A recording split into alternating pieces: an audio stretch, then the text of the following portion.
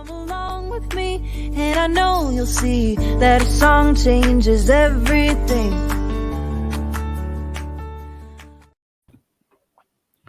Well, hi everyone. Hello. Welcome to Arts for the Health of It. It's Hearts Need Art's 6th birthday. Woo! Oh, wait. This is what happens when you're not prepared. Wait, do that again. It's Hearts Need Art's 6th birthday. Woo!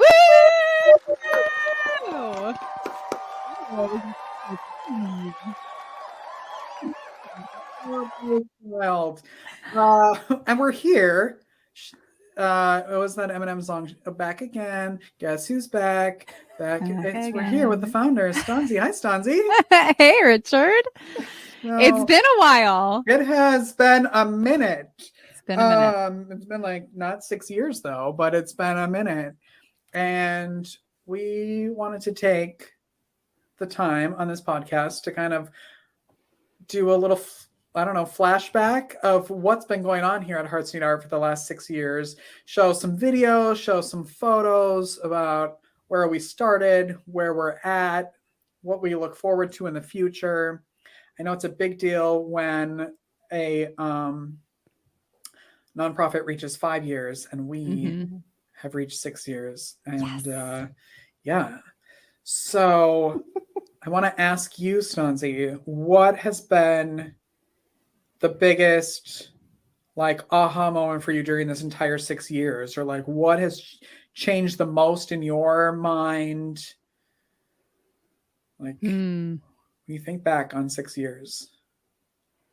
That's such a big question. This whole process of starting the organization and then working on helping it get more established and then passing it off to you, Richard, has been each season has brought new challenges and new opportunities to learn. And I feel like it's been constant aha moments. And I think the nature of our work is it's so sacred and it's so deep, that there's not, you can't help but be transformed by this work on an ongoing basis. So it feels impossible. It would be you would need my whole life story to pick the biggest aha moment. But I think, if I think of something more specific than that, I'll work it in later. But there's just so many. I mean, we're just so lucky to get to do this work. Either love it, scared, and sometimes both. Yes. But but it's such crazy, interesting work. But you just feel like you're the luckiest person in the world.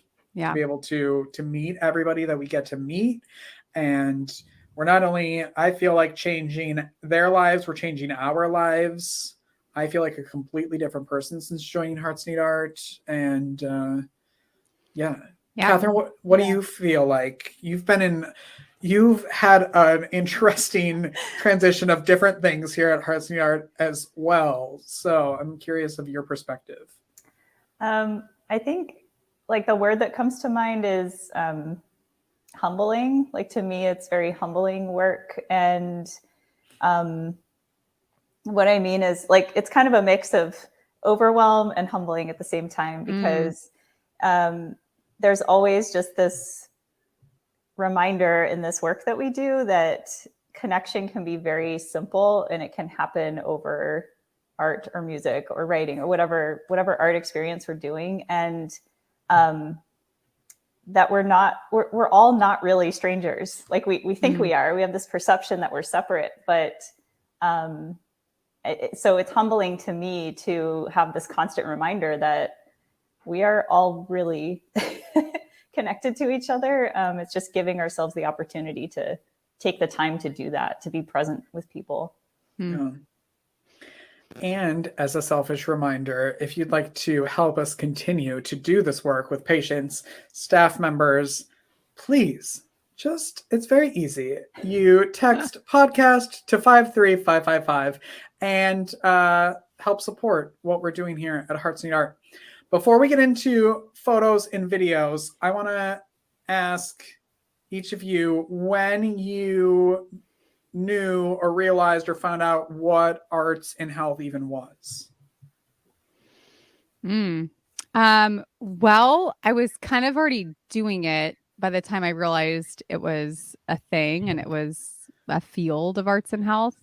I'm trying to remember when that moment was. I think it was when I discovered, so I was already singing for patients in the hospital. I'd been doing that for several years. And then I was really wanting to start an organization and get more serious.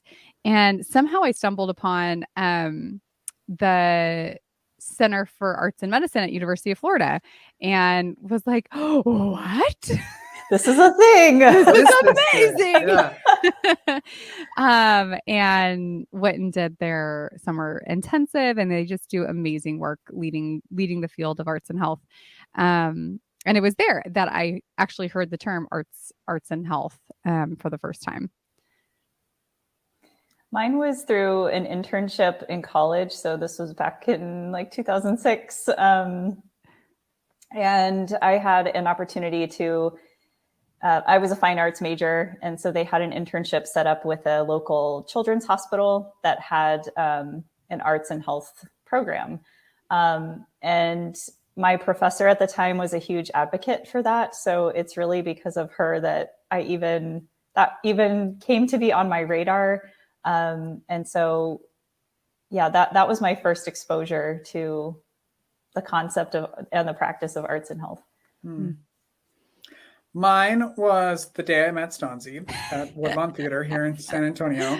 I want to show the picture. There's a picture? Well, no, I wish. But it was, I saw a little booth similar to that. Yes. And I was there by myself. I took myself on a little date because I was feeling sad. And I got introduced to Stanzi, and she was standing behind this little booth like you see on your screen. And I saw her handmade tag board sign. And did you use rubber cement, or what did yeah, I think there was maybe some rubber cement involved in this poster. I just love this picture so much because I made everything. That's amazing. Table.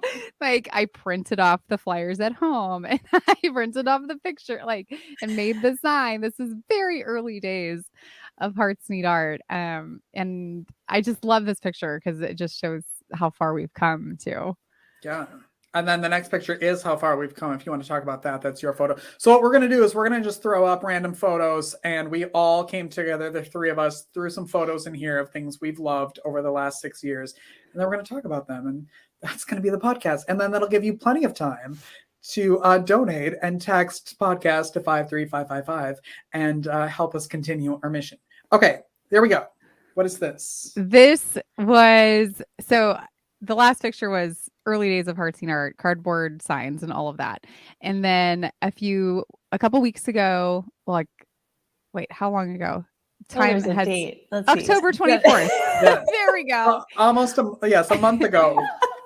So there's an organization in San Antonio called Impact San Antonio, and it's a group of women who are philanthropically minded, who pool their money together to give these big impact grants to 5 organizations every year. So they pick 5 organizations, and they give $100,000 to each one in different categories. And it's an incredibly competitive process, and it's a very prominent.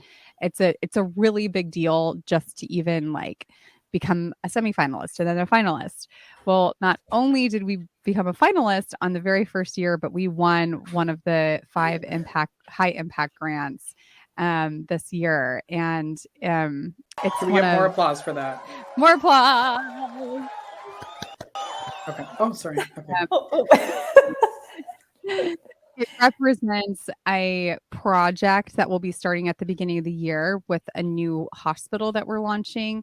And it's going to be part of a kind of a research project as well. We're implementing a full-scale hospital-wide arts and health program serving staff, family members, and professional caregivers. And so we're super thankful to Impact SA and really proud of our progress as a team to be able to get to the point where we can, land these big grants and big projects, and it's a really exciting time. So if we go back to this, I have questions. Okay, so The cardboard. now yes. that we can afford to get things printed, but I want to know in this photo, how many people did we have at Hearts and Art? Was it just you? And what maybe did our bank account look like then? Okay, so let's see. If there was a bank account at this point. There was a bank account at this point. It was just me, and then I had like mostly like guest artists that were coming out. I think we had a couple of visual artists at that point. Bank account was very, very slim. I don't even think we were regularly paying our artists yet. I think that year we had to wait to the end of the year. Our artists were just working volunteer, and at the end of the year we had enough money from a grant that we got at the end of the year to pay our artists for the work that they had done that year. Yeah, we back paid them, which they were very surprised by, and we were glad to be able to bless them in that way. But it was, I mean, that's why I was printing stuff at home, because we didn't have any money. Right. Yeah. So my husband was our our biggest donor in the beginning. He should be on here. He should. Okay, next photo. I don't know whose this is. Oh, that's my photo. Mm-hmm. So this is a photo of me and Gracie.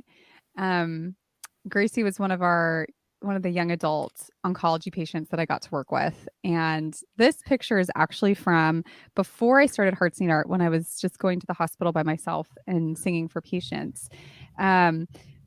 And I've told a little bit of her story before on the podcast, but she was incredibly instrumental in really challenging me to start Hearts Need Art.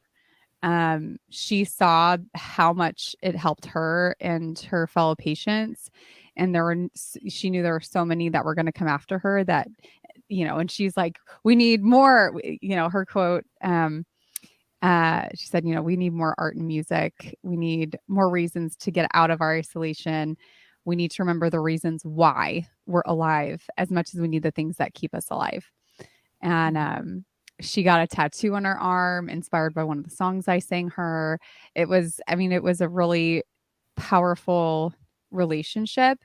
And I'm really grateful that I got to know Gracie, and I'm really grateful that her husband, she's since passed, but I'm really grateful that her husband continues to let me share her story, because she was incredibly instrumental to kind of giving me a kick in the pants to start Hearts Need Art.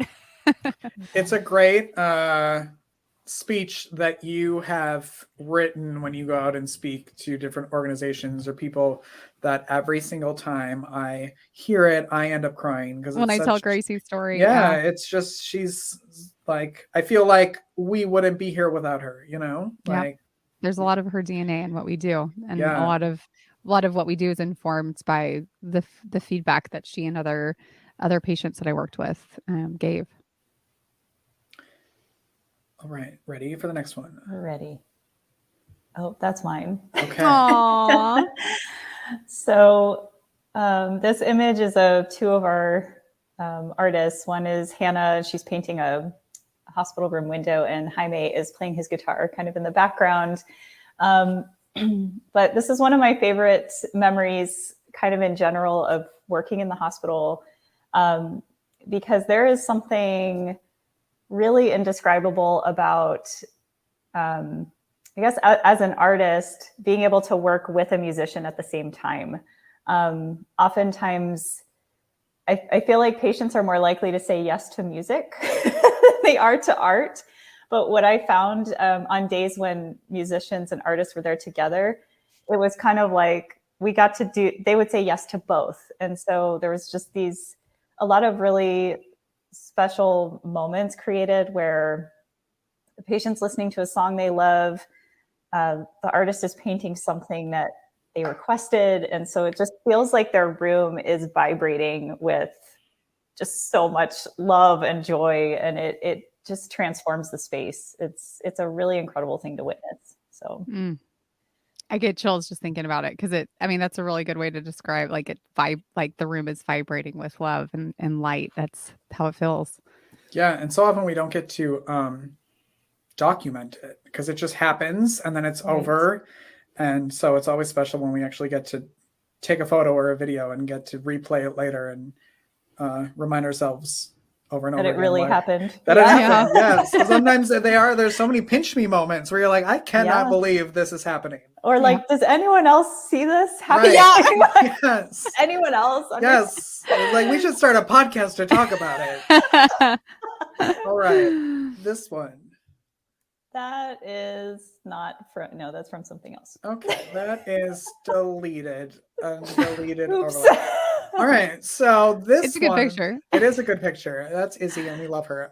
This is a picture. There's a backstory to this. So first of all, I did not join Hearts Need Art as an artist or a musician. I have none of those talents. However, But comma. However, desperate times call for desperate measures. And we had a patient who was in the hospital for a very long time. And she was supposed to have been in, I think, Hawaii for her 50th birthday. And she was in the hospital instead. And she did everything with us. All of our group art classes, she was always there. She was an artist, a really good artist herself. And her cousin, I believe, asked if we would go in on her birthday to paint an island scene while she was in art class so we could surprise her when she got back to her room. So at the time, I was the program coordinator. And so I scheduled 2 different artists and one artist to come in and sneak in and do this window painting and one to do the art class. And the window painter called in sick. And so I was left alone to do it. And so I called Hannah, our artist. I think she was sick. And I was like, I need you to help me, talk me through how to paint. What do I do? What do I do? Exactly. So I did this entire thing while she was in her art class. And then she ended up leaving sick and walked in the middle of it. Aw. But you can't see it. So I was like, do you want me to leave? Are you okay? And she was like, no, I just like, I want to watch you do it. And I was like, okay, great. More You're pressure. like, oh, Cool. good. Yeah. Wonderful. I'd love to do that. So we sat and she laughed at my painting and, but we had a good time and you can't see it in this photo, but I was even putting in things in the water. And so there's also, this is You have a how, zoom in, right? yeah, Okay, ready? perfect. This is how good, quote unquote, good of an artist I am. So this was, Aw. she Look was, at the hair. yeah, she is, she's, what's it called? Water Surfing? Surfing, thank you. And I did not know how to do that. And that's the way she came out. And And it looks so good. so moral of the story is you don't have to be good at art to make art. I have a Otherwise- question for you though, Richard. How did you feel after doing that? After creating that whole window painting? Exhausted. Exhausted, And yeah. I was exhausted. It was a lot of work because those are big windows and I took up all of them. But it was fun. There was a lot of nerves doing it because I thought that I needed to finish it before she got in. So there was all this like chaos surrounding that entire thing. But actually once she sat down and we were chatting, like it all just was so comforting for me because she didn't care really how it turned out. And so thankfully she didn't care how it turned out. And it was just like a good like moment for us to just like talk about what she was, like supposed to be doing and what she was doing. And still she was having fun on her birthday. And that's really all that mattered. So I was. Well, and I think something that's exemplified so well in that is there's so many different ways that the arts can impact us. And excellent, beautiful art in whatever medium can be awe-inspiring and transcend, help us transcend and rise above. And it has that like awe effect, right? But when we use our creativity to love each other and to artify something that's important to someone that we care about, that has a totally different impact. And it doesn't have to be excellent and perfect. Even though like what you did, Richard, it like looks like a beach scene. Like you did a good job. And you could tell what it is. And I know this patient you're talking about too. And she felt so loved by the effort, knowing that this wasn't the plan and this wasn't your wheelhouse, but you cared enough about her and cared enough about what she cared about to reflect that back to her in a visual way. And that's something we all have the power to do in our daily lives. You don't have to wait till you can do excellent, perfect art in order to, but that's a myth anyway, and in order to make people around you feel loved through your creativity. Yes, it was a good lesson in just do it and just try it. And it's okay if it's not perfect, because I knew it wasn't going to be perfect. But even, I mean, we, just so everybody knows, we do hire professional musicians and artists. Yes. So not everything turns out this scary. But I think it's adorable. It's so cute. I should have it as like a little figurine on my desk. You should. Totally. But it was still the process of doing it that was fun for both of us. That's cool. All right. Oh, this is me. Aww. So this was a live painting that Ashley, our artist, did in an outpatient clinic, and she did it in the waiting room just to give people in the waiting room something to kind of distract themselves, and they could help pick colors and everything. And the patient asked her if he could have the photo. He just like walked up to her and was like, "I've loved watching you do this. Can I have it?" And she was like, "I don't know the answer to that." So she ran and grabbed me, and I was like, "Of course he can have it." So she finished it while he was there, and he took it home. And it was just one of those, like, I'm so glad we did it that day, you know, like I'm glad we do it every day, but it was that day that he needed to take that home. And it was just she felt so special. She signed it and gave it to him, and he took it, and it was a beautiful morning. It's truly amazing how much amazing artwork has been created by our amazing artists and musicians in the hospital. And it's stuff that no one's going to see. Like that's, and it always is incredibly inspiring, the effort of love that's poured out from our artists, and that they're really bringing the most excellent version of their art forms to the patients. And it's not going to end up being sold in a gallery or anything like that, you know. But that changed his day, you know. And it was exactly why we do what we do, for them. And there it is. There, have it. Yep.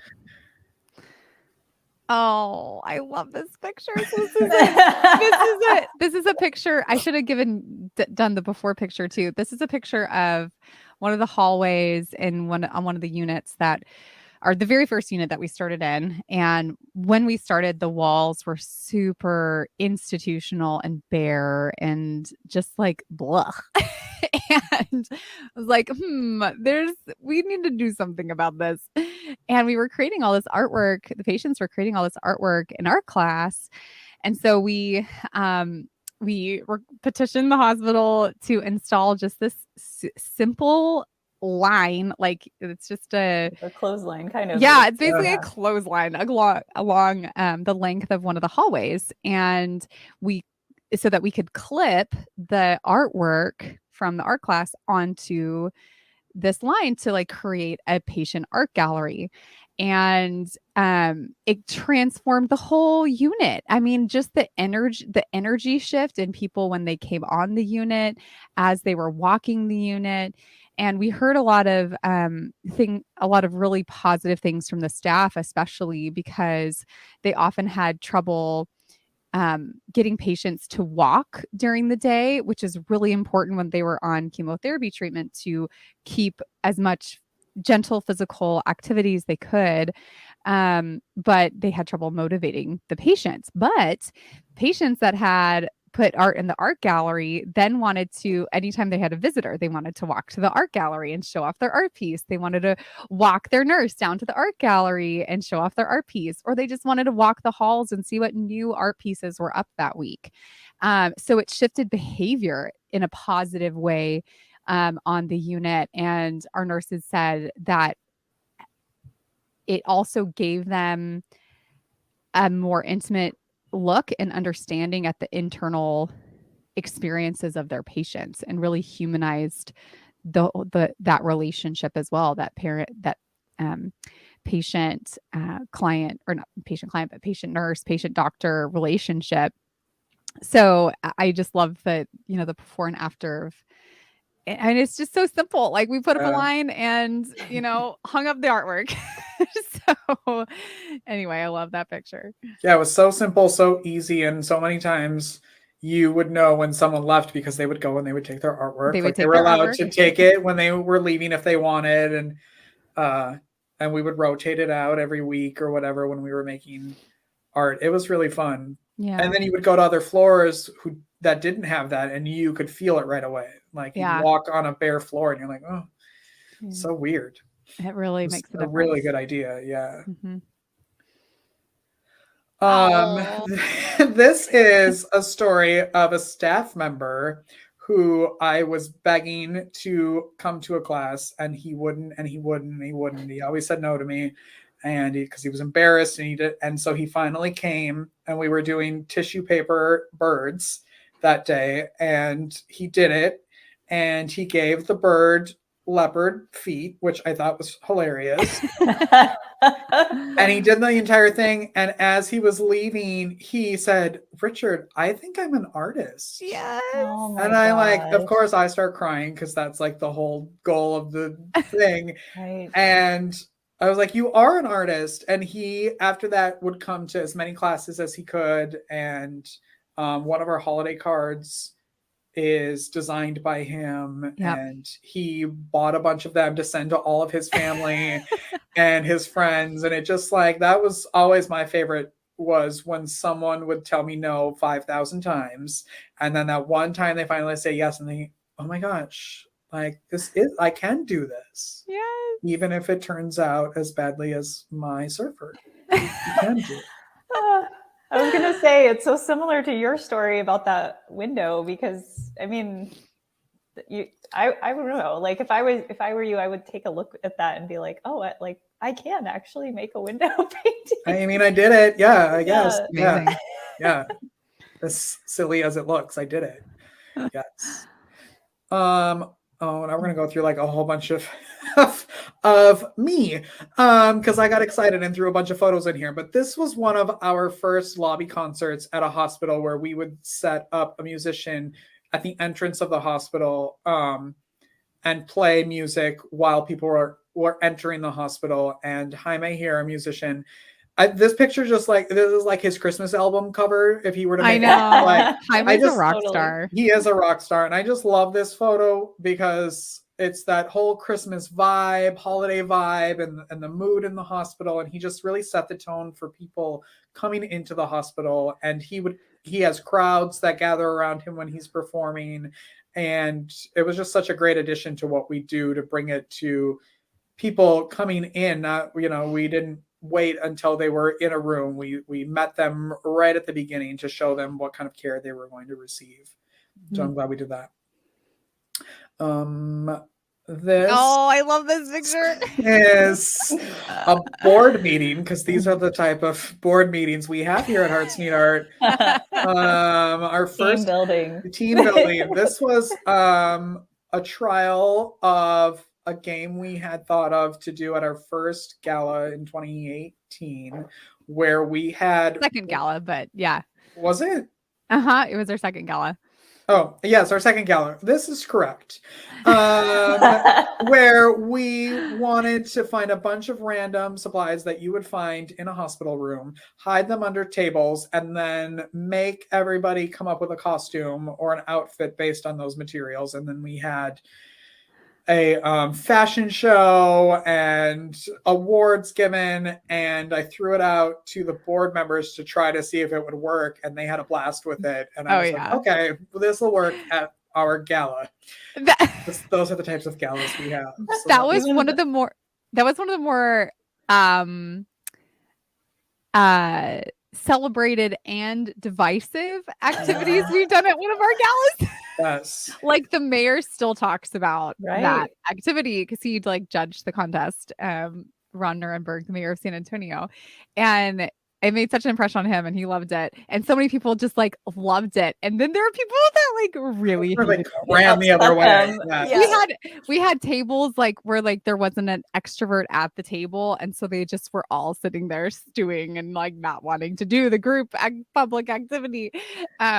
So if we were going to do something like that in the future, we would be more intentional about the seating arrangements to make sure there's a good mix, or make sure that it's at least, you know. Anyway, it was, I mean, but people still talk about that. It was so fun. It was really fun. Yeah. Oh, I love this painting. This is mine. Okay, so this is a window painting of a cow that a patient requested because she loved cows. And she also requested that there were orange butterflies in this painting. So this was a younger patient and she was there with her grandmother. And the patient just kept saying how she has like no artistic ability whatsoever. She told me about the sports that she does. And so we chatted for a while I was painting. And toward the end, I invited her to try painting some of the butterflies.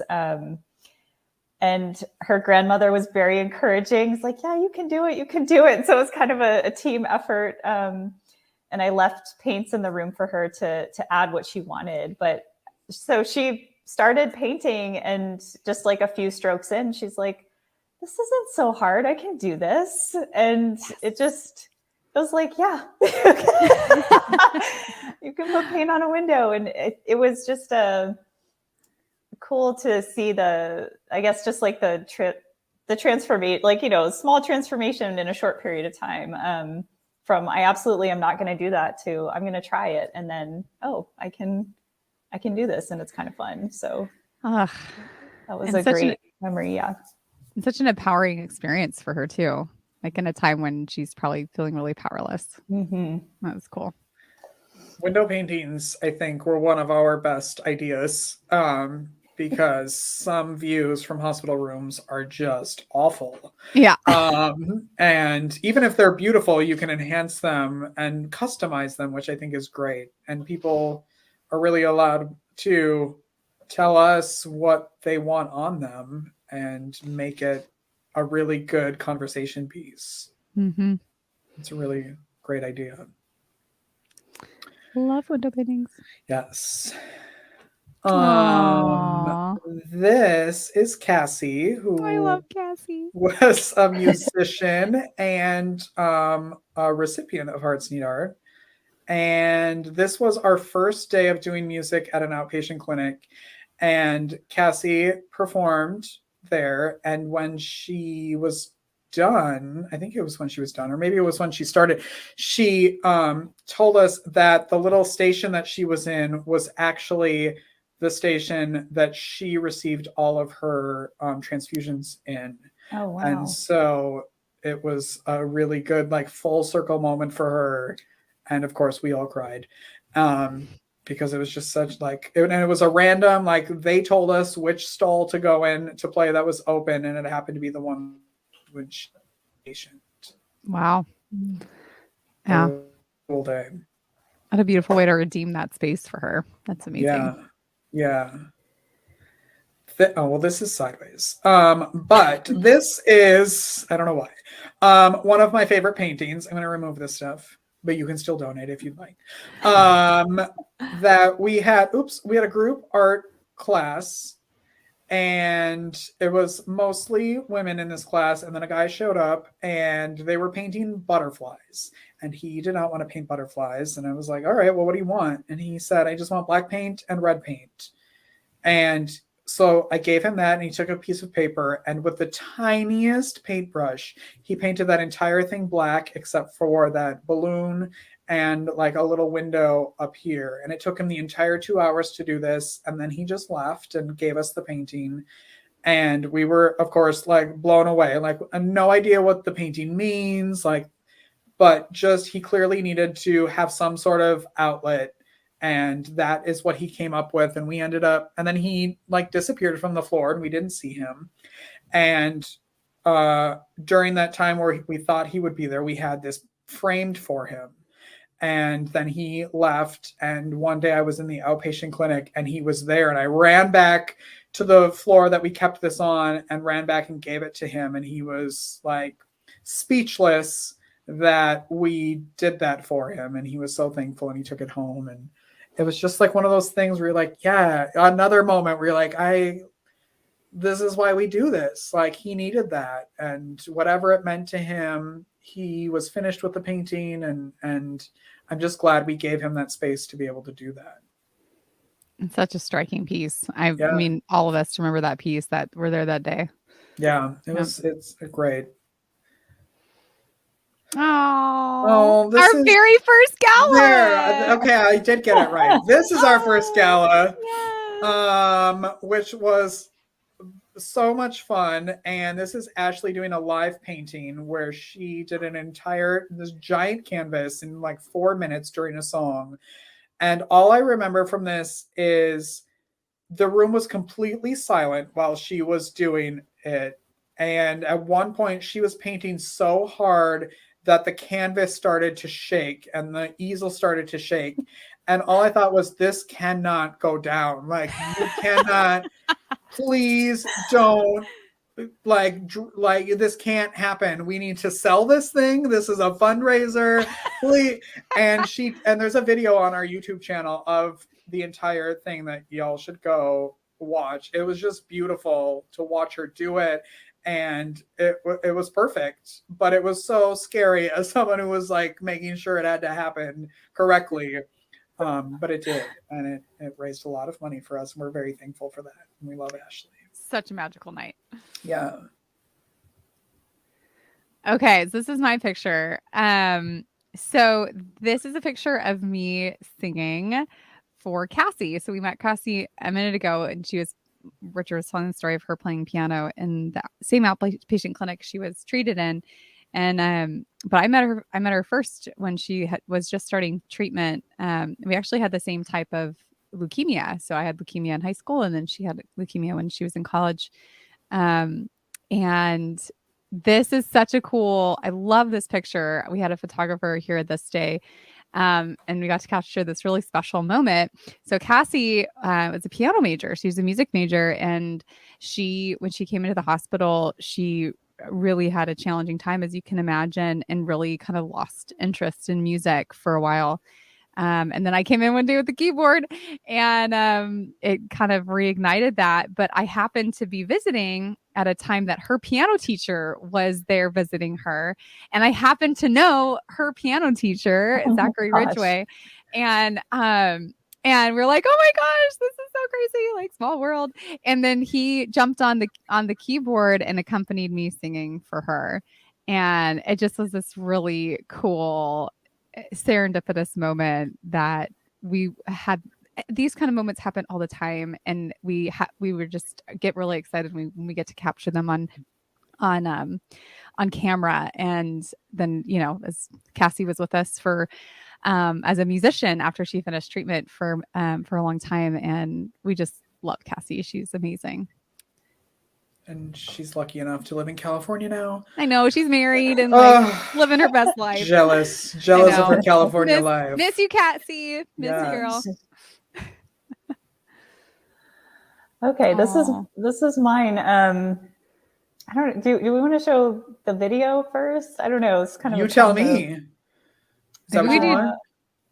Yeah, maybe video first. The video first. Yeah, let's do the video first. Do you want to just show the video, or do you want to talk about the video first? Is this the Archie video? Yeah. Mm-hmm. Oh, just play it. Okay, just play it. Here we go. Just play it. You're ready. Magical things happen with our musicians and artists at the hospital all the time. Some days they're extra special. Like today, we had some members of the San Antonio Symphony coming to play music for patients. And we were on the oncology unit, and one of the patients came out of his room to listen to the music and just was so touched. He shared with me that it was his dream to sing "Oh Holy Night" with the San Antonio Symphony. They had already moved on to another floor, but I went back and got them, and they accompanied him singing "Oh Holy Night." All right, our soloist has arrived, y'all. This is Archie, and he would like to sing with you guys.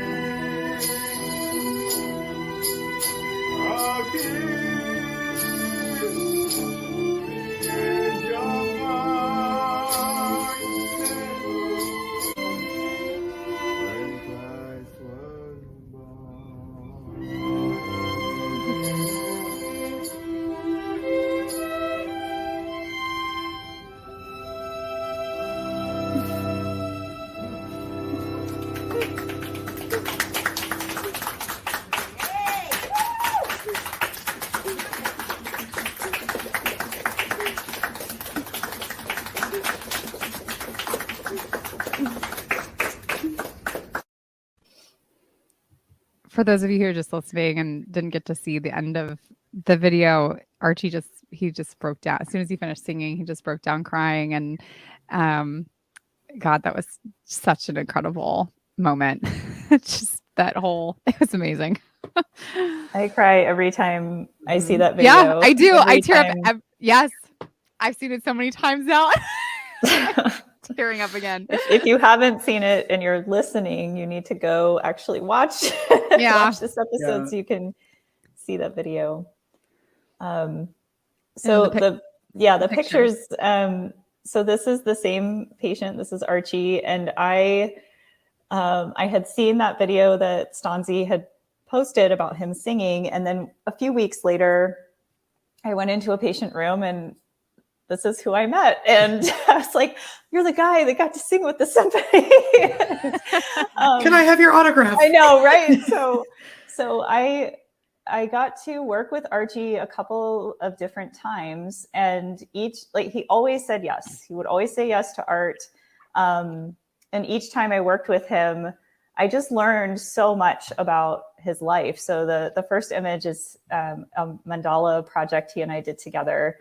And the second image is a window painting he requested of a husky.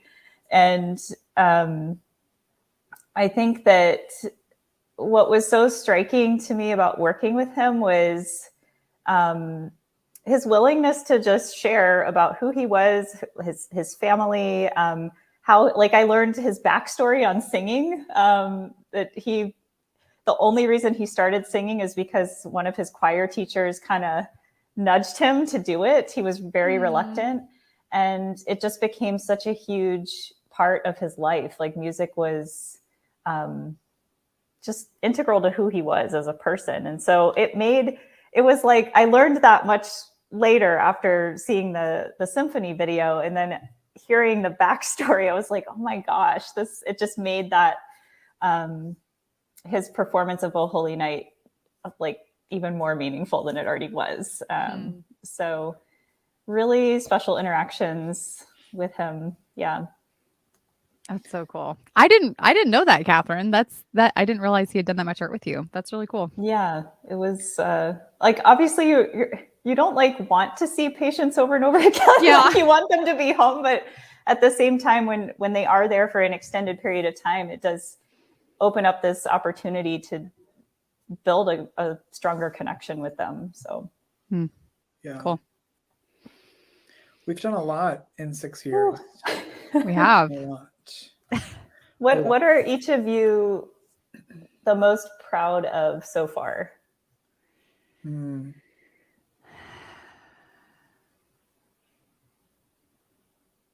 Silence. There's so many. There's so many. I think I'm most proud. I'm just most proud of our team. I think when I first started the organization and saw and like myself experienced how much I had to learn about being on an oncology unit and working with patients and dealing with lots of death and loss and how do you accompany people on their journey, which sometimes was what's the end of their journey. My big concern was how do how do we teach other people to do this? Like how, like I know it needs to grow, but how do we teach other people to do this? And I'm incredibly proud of our team and each person that has joined our team and seen how hard it's been and has leaned in and said yes and learned and gone through what's often a very painful process to learn how to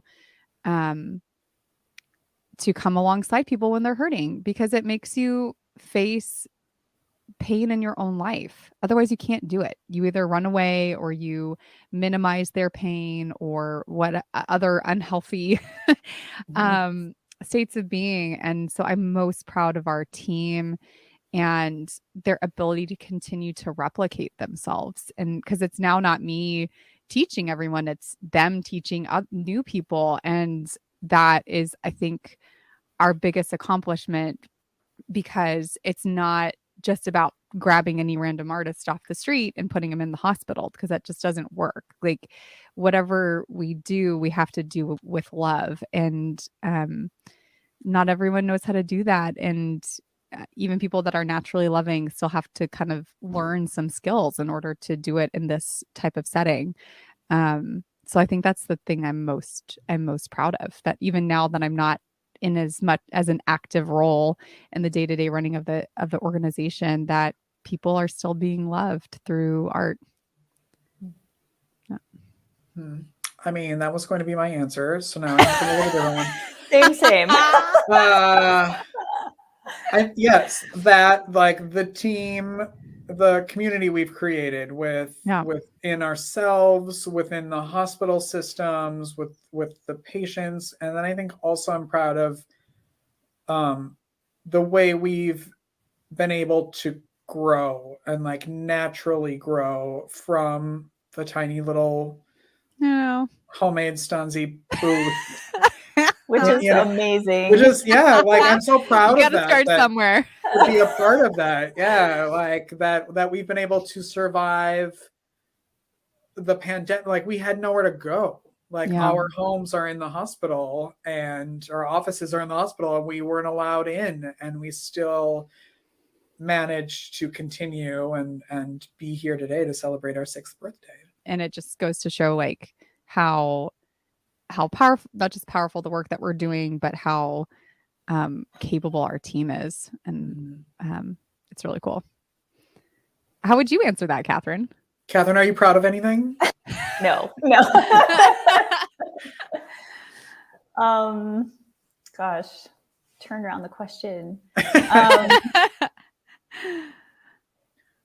I think it's similar to both of your answers, because it doesn't, like Hearts Need Art doesn't grow and continue to reach more people without a strong team of people. And so I have so much admiration for the people that I work with through Hearts Need Art, just because of what you were discussing, Stanzi, about like they're all very loving people, but there's also this kind of commitment you have to make to yourself and to the communities we serve, that you're taking care of yourself so that you can serve all these people. And so you can show up authentically and not dismissing their pain, or, like whatever, like unhealthy, there's like some unhealthy habits you can get into. So I feel proud to know the people I've met through Hearts Need Art, because they've made me a better person too. So same. I'm proud of. Yeah. We love you, Catherine. Thank you. What are you both looking forward to the most in our, I don't want to say 6 years, because who knows what'll happen in 6 years, but the next 6 years. Yeah. Like anything that we're working on that you're excited about, or some changes, or in the arts and health field as a whole, or Hearts Need Art? Well, I'm really excited about our next project, thanks to Impact San Antonio, the Impact San Antonio Award, because we're going to get like a little technical in arts and health field.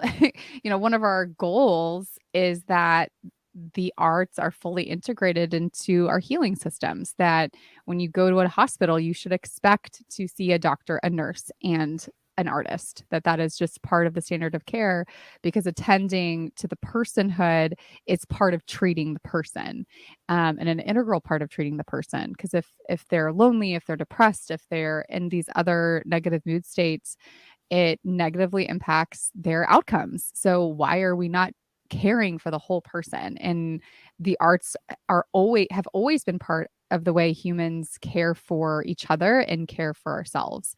So they absolutely should be integrated into our healthcare system. But we have a very data-driven healthcare system that doesn't really care about tradition or history of humanity. It's fine. They got it. You gotta show like evidence-based practice, which is important, because there's lots of things that are handed down to us through tradition that are not helpful for human thriving. So I appreciate the scientific method, and it's an important part of our healthcare system.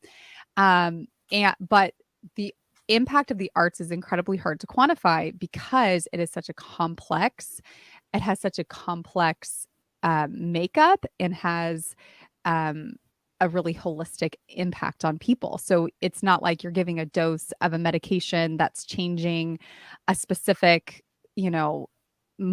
protein in your body. Like it's not, it's a much more complex thing. And so there's a lot of really exciting work happening in the field of arts and health, and within researchers in arts and health, to get more granular and specific about how to articulate that. But the thing I'm excited about for this grant is one of the big barriers for arts and health being adopted in hospitals is how do you quantify its impact monetarily?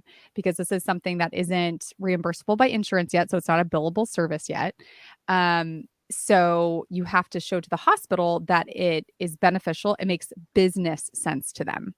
And our hospitals have historically mostly been nonprofit or public hospitals that have a philanthropic department that when they want to do a special project, they go and find the funding for it, and then they put it in the hospital. But there is a movement in healthcare in the United States to privatize our healthcare systems. And so a majority of hospitals, even in our own city, are owned by for-profit health hospital or healthcare systems. And so we can't just show like, oh, this improves, patient well-being. We need to show this improves patient satisfaction scores and employee retention and workplace satisfaction and these other metrics that impact their bottom line.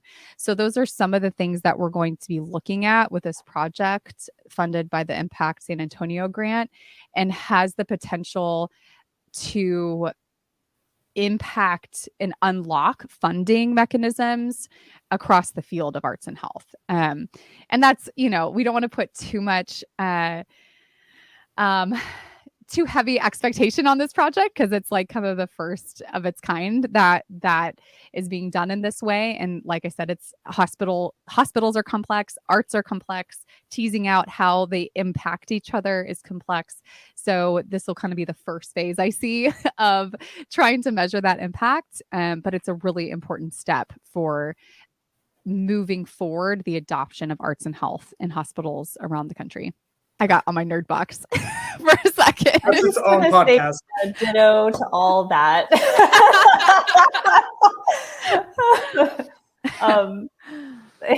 Seriously though, my answer is very similar. Just Stanzi has all the tech words. But just I'm looking forward to, or I guess kind of like my birthday wish for Hearts Need Art is that through doing kind of this, I guess it's like a case study at this hospital, that will propel, like move the needle forward to show the value, show the data that we already know it's valuable, but enough to make it more of the standard of care, so that humanization piece of healthcare it stays intact or is enhanced, because I think it's critical. So. Absolutely. Yeah. I think I am looking forward to, I think what we do really well. We're very good at going in and meeting people where they are. And we just sat here for 45 minutes talking about it. I'm excited to keep perfecting that and to get it to a model where people are looking at Hearts Need Art as the standard of how you should run an arts and health organization. And I think we have the people and the knowledge to become the North Star of how you do this. And so that's what I'm excited about. And then taking that and then being able to offer it to other people who want to start it in their towns or cities or states, or, because it's not just for San Antonio, and it's not just for cancer patients. It's arts should be accessible to everyone. And so I'm excited for that. Oh, I love that, Richard. And it's so true, because there are other organizations that do really excellent training in arts and health. But I think something that we do that's kind of unique about what we do is, how do you train, not just the technique of how do you walk into a hospital and get patient referrals and start an art session, but how do you shape the heart of an artist that is going to come alongside someone that's hurting. And I think that without that, the interactions just aren't as meaningful, and the impact isn't as great. And that's another example of the complexity of art. It's not, there's this very important human element, and how do you shape and equip a human heart to come alongside another human heart in this capacity. Yeah. All right. We are at our hour-long limit that we gave ourselves. We thought about doing 6 hours for our 6th birthday, but we thought maybe you all would get tired of us. Just 60 minutes. Yeah, 60 minutes. Yes. But we also can't do it without not just the people who donate and support us monetarily, but the people who are watching this podcast, who follow us on social media and share, and all of the ways that people support, donating supplies. It all goes into how we are 6 years old today. And so we can't do this without everybody involved in any possible capacity. way, no matter any capacity. Yes. So thank you. Thank you. Also, one last story. So also thank you to Stanzi for trusting me to be a social media volunteer when I first started. And the very first post I ever posted, because I still have trauma over this, was a post about art therapy. And we are not art therapists here at Hearts Need Art. And I posted it, and I got a message right away that was like, that's a really cute post you made, but it's incorrect for our organization. I was like, well, I'm done here. Clearly, she didn't say you were fired, though. No, I did in my head. I was like, well, I clearly don't know what I'm doing. I don't know why I signed up for this. She's like, didn't you read my poster board? Right. Oh my gosh. So, yeah, that's my story. Well, and thank you, Richard, because you really represent this next chapter for Hearts Need Art. I have my plate full now with other things, and it's really a wonderful feeling to be able to step back and know that it's going to continue. And there's plenty of nonprofit founders, when they step away, that everything kind of crumbles and things are just picking up steam. And that's huge. It's in large part thanks to your leadership, Richard, and your love and commitment to the work that we do.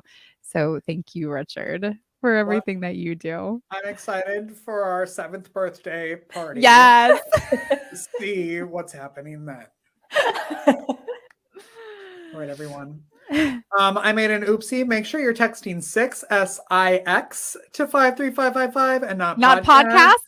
I mean, you can do either one. It's all going into the same thing, but that's easier. 6 SIX 53555 and help us celebrate today.